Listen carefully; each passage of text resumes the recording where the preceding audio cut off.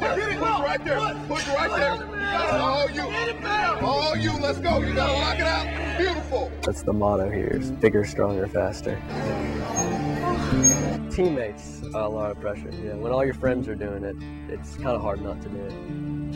When everybody else is taking it and you're not. In today's day, you need that little extra edge, mentally and physically, Steroids, bodybuilding supplements. Some teens, like Lane, feel intense pressure to bulk up for the team. Lane finally gave into that pressure and took creatine, a supplement used to enhance muscle strength. I started in 8th grade going to what they call practices in the morning, where you basically just work out, and they started pushing it on me there. And then they did it all through my freshman year. And about the end of my freshman year, I started taking it. Other teens use steroids and supplements because they think it makes them look better, more attractive. The attention from females is it was pretty ridiculous, to be honest with you. But the potential for harmful effects from steroids is so great, the federal government has made them illegal for any use that is not medical. Anabolic steroids do work. You will get stronger, you will improve performance, but there is a price to pay. They didn't tell me any of the negative stuff about the facial hair, about the hoarseness in the voice, about not being able to reproduce when you get older. They didn't say any of that stuff. Individually, you have to decide where you're going to take it and how much a high school sport really does mean to you, and if you're willing to risk your health. The short-term gain is you play great. The long-term cost is you get caught and then you get expelled from school and you don't get to play at all. That's an awful cost to that short-term benefit. Even legal over-the-counter supplements can have dangerous side effects. Teens need to find out the risks of taking them. But Lane says most kids never bother to do that. That's the part that scares me, is they don't know. They don't know what it does, do they? What factors might influence a teen's decision to use steroids or to not use steroids?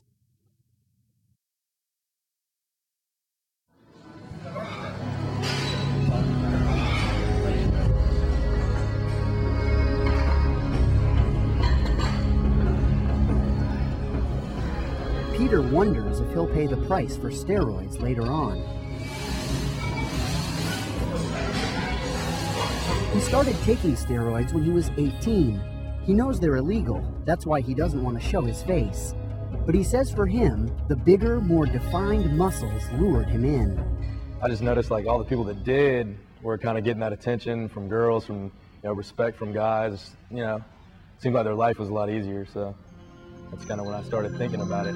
He also entered bodybuilding competitions and won, which has made it that much harder for him to stop.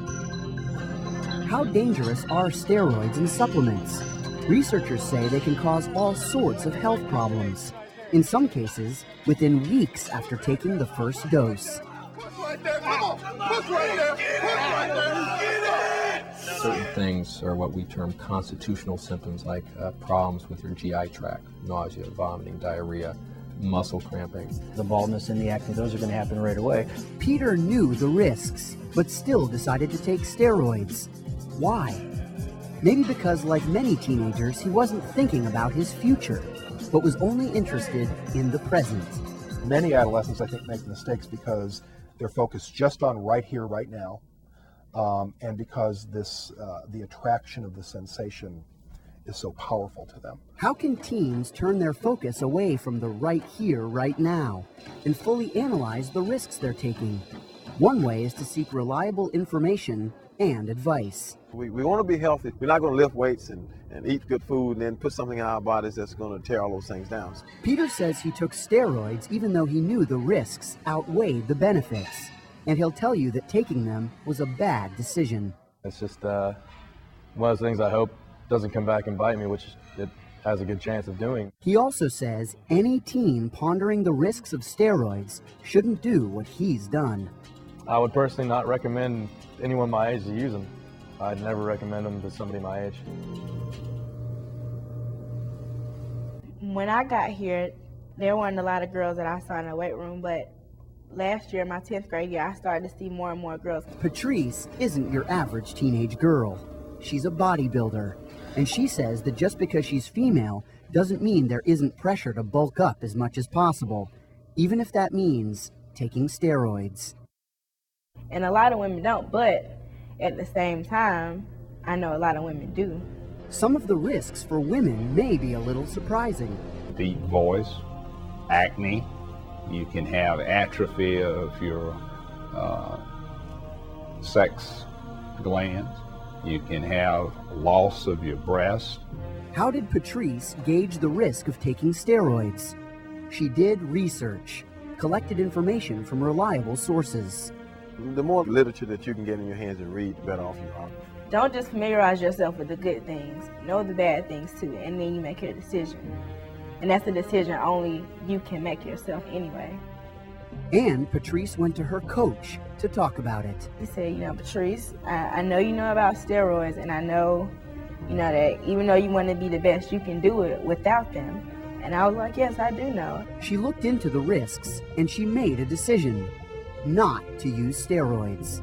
It's my belief that if people knew the serious side effects of steroids, there's absolutely no way they would even consider trying them.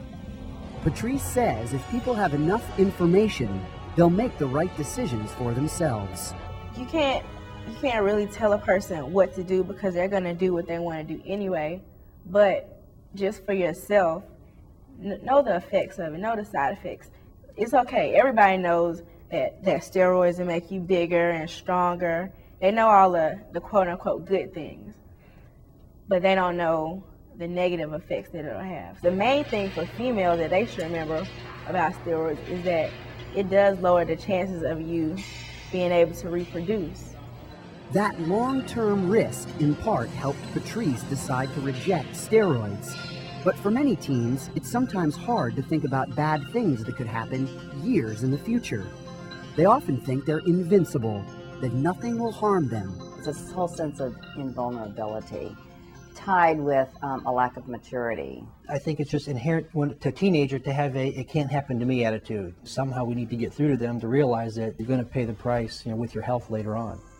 Another abused substance is human growth hormone, or HGH. Doctors prescribe HGH to kids who are much smaller than average, but some athletes take HGH illegally to enhance athletic performance. While an athlete might perform better with HGH, it can increase the risk of diabetes, make the skin rough and coarse, and cause a condition called acromegaly, which may change the bone structure of the face, or cause the hands and feet to grow unusually large. Like steroids, HGH is illegal without a prescription, but not all performance enhancers are. Pro steroids are powerful sports supplements that are legal and available, but that doesn't mean they're safe. They affect virtually every organ in the body. Some of them are temporary effects, some of them are irreversible. Garrett tried pro steroids, which can have the same effect as anabolic steroids, and noticed immediate side effects. I had some problems sleeping, and I had some other, just kind of felt weird. It kind of made my head feel weird. And I don't know, I kind of researched it on the internet too. After that, Garrett started asking questions. He asked guys he knew who had taken steroids and other performance enhancers. And finally, he got some real information that helped him analyze the risks. Talking to these guys, they told me that they started having really violent mood swings. To Garrett, it was obvious. The risks were not worth it. He stopped taking pro steroids and never even considered illegal steroids.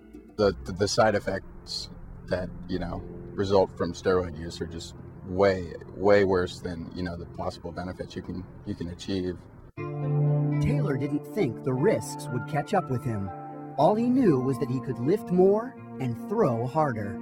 He was real excited. He's like, yeah, man, look how big I've gotten. My bench press has gone up 20 pounds. My arms are huge. I've gotten a lot bigger.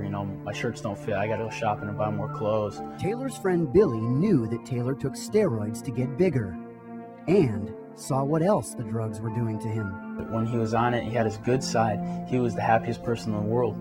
But then he also has the bad side where depression and what we call roid rage. When they get upset, you rage, you get extremely upset.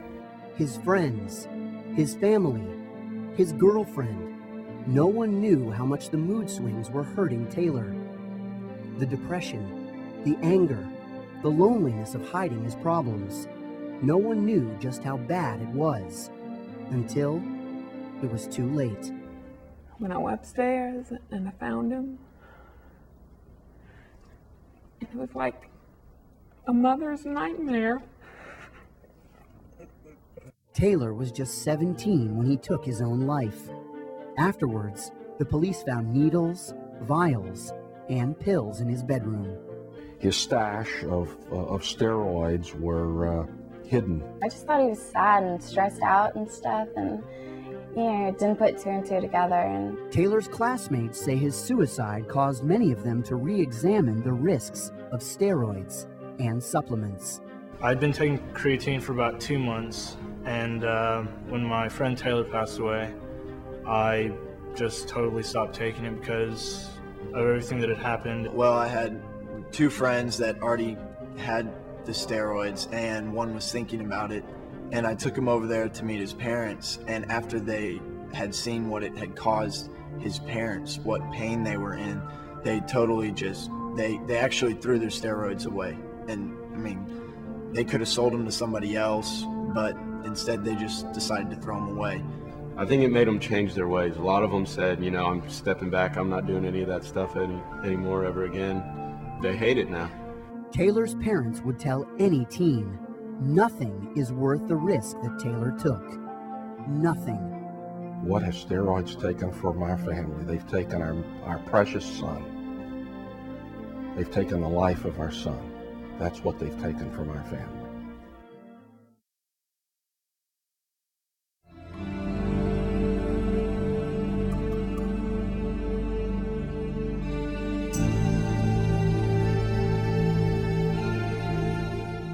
Lane gave in to pressure and tried the athletic supplement creatine. They don't really offer it, they basically force it upon you. It's a forced offer. He was worried. He knew taking the supplements was risky, but he didn't want to risk losing playing time.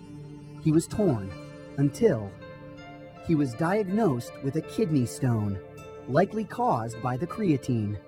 Kidney stones are very rare in teenagers otherwise, and they are incredibly painful. I mean, do you know what a kidney stone is? It really, really hurts. Like, bad. I was in a lot of pain. It's probably the worst pain you can ever have. The kidney stone was a physical reminder of the risk, of the harm he was causing his body, and it finally let him see beyond the here and now. You just don't know what it's going to do to yourself. Maybe wait 30 years and find out what happens.